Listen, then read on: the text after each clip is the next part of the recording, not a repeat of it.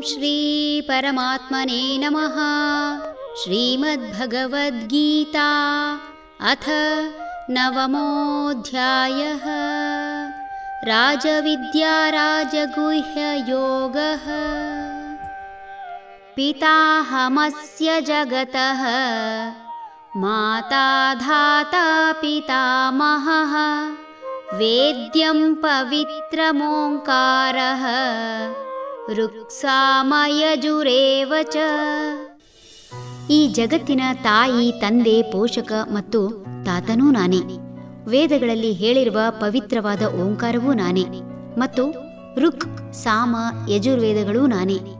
ಜಗತಃ ಪಿತರವು ಒಂದೇ ಪಾರ್ವತಿ ಪರಮೇಶ್ವರವು ಎಂಬಂತೆ ಈ ಜಗತ್ತು ಸೃಷ್ಟಿಯಾಗಿದ್ದು ಜಗನ್ಮಾತೆಯಾದ ಉಮೆಯಿಂದ. ಶಕ್ತಿಯ ಇನ್ನೊಂದು ಹೆಸರೇ ಉಮೆ. ಕಾರ್ಯಕಾರಣಕ್ಕಾಗಿ ಒಂದೊಂದು ರೂಪ ಹಾಗೂ ವಿಶೇಷವಾದ ಶಕ್ತಿ ಇರುವುದು ಸಹಜ. ಪ್ರಪಂಚದಲ್ಲಿ ಕರ್ತವ್ಯ ಮಾಡುವಾಗ ಎಲ್ಲವೂ ಒಂದಾಗಿರಬೇಕು. ದೇಹ ಒಂದಾದರೂ ಎರಡು ಶಕ್ತಿಗಳು ಸಹಜ. ಭಗವಂತ ತಾನೇ ತಾಯಿ, ತಾನೇ ತಂದೆ ಎನ್ನುತ್ತಿದ್ದಾನೆ.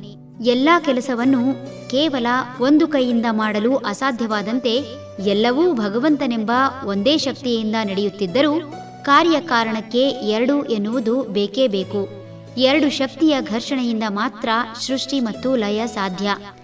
ಕೇವಲ ಜೀವಿ ಮಾತ್ರ ತಾನು ಎನ್ನದೆ ಓಂಕಾರ ಹಾಗೂ ಅಕ್ಷರ ರೂಪವಾಗಿರುವ ಜ್ಞಾನ ಭಂಡಾರವೇ ಆಗಿರುವ ಸಕಲ ವೇದಗಳು ತಾನೇ ಎನ್ನುವ ಮೂಲಕ ಭಗವಂತನನ್ನು ಸಾಕ್ಷಾತ್ಕರಿಸಿಕೊಳ್ಳಲು ಅಥವಾ ಭಗವಂತನ ನಿಜರೂಪ ತಿಳಿಯಲು ಬಯಸುವ ಪ್ರತಿಯೊಬ್ಬರಿಗೂ ಸುಲಭ ರೀತಿಯಲ್ಲಿ ಅರ್ಥ ಮಾಡಿಸುತ್ತಿದ್ದಾನೆ ಭಗವಂತ.